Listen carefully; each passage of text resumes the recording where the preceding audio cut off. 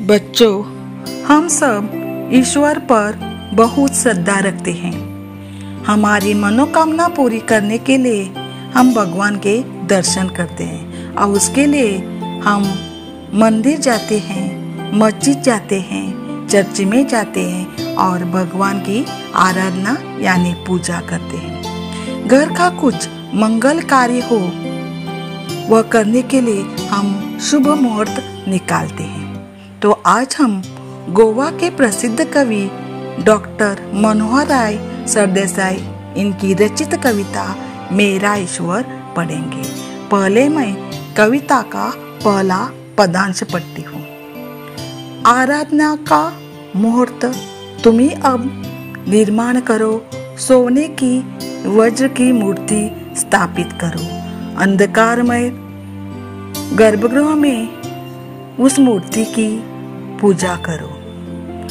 आराधना यानी पूजा, उपासना, मुहूर्त यानी शुभ घड़ी, शुभ समय। वज्र हीरा, गर्भगृह यानी मंदिर का वह कमरा जिसमें देवता की मूर्ति हो। तो इस पदांश में कवि मनोहर राय सरदेसाई कहना चाहते हैं कि भगवान की आराधना यानी पूजा करने का शुभ मुहूर्त अब है। तुम अब सोने की वज्र की मूर्ति बनाकर मंदिर में स्थापित करो और अंधकारमय गर्भगृह में उस मूर्ति की पूजा करो। मुझे पर्याप्त है मेरे गांव की मिट्टी ही, मेरे खेत की मिट्टी में जन्मा ईश्वर ही मुझे हर जगह मिलता है मेरी आराधना के समय।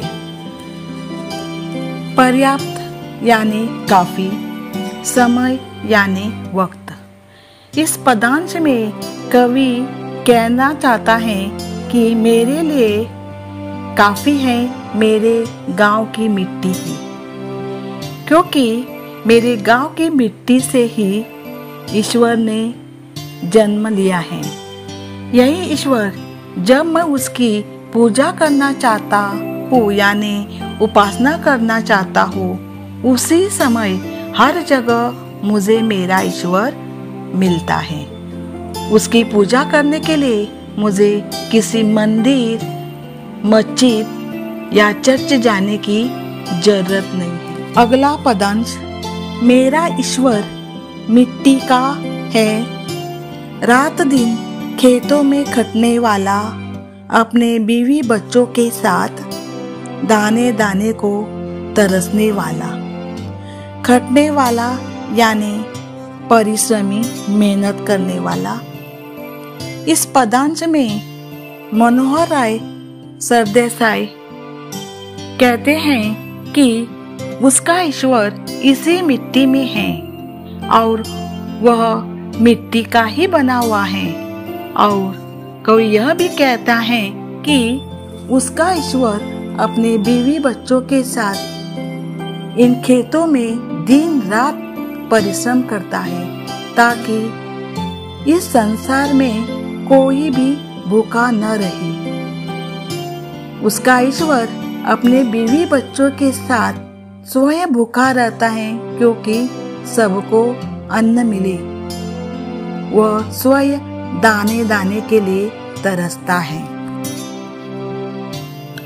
अगला पदांश, तुम्हारा ईश्वर बैठा है बंद करके दरवाजा गर्भगृह में, चोरों के भय से आतंकित होकर दिए की कांपती लौ की तरह रुपयों की नींव के ऊपर कहीं किसी कोने में।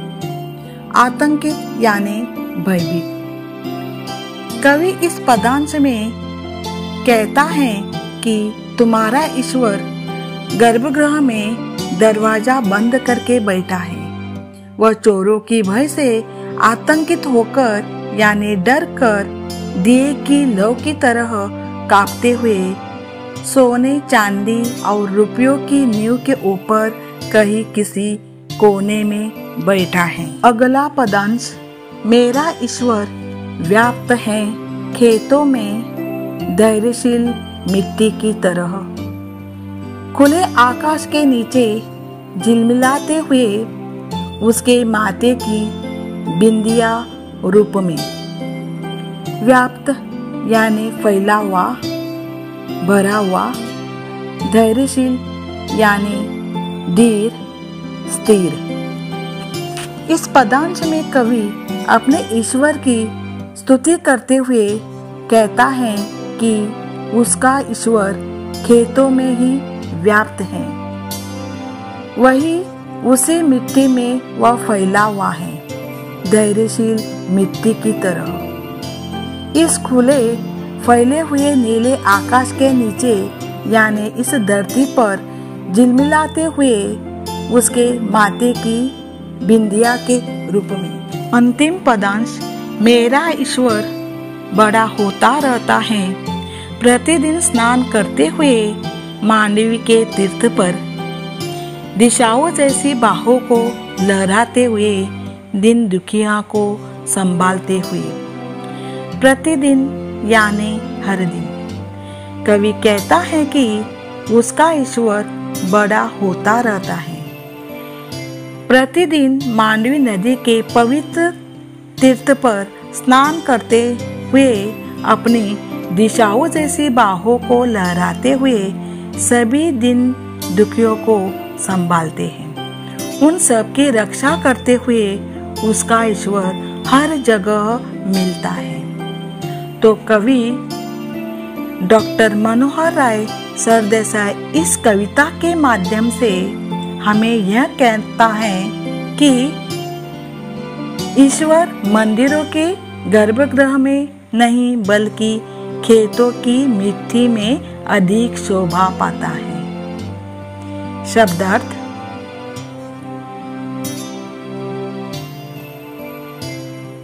धन्यवाद।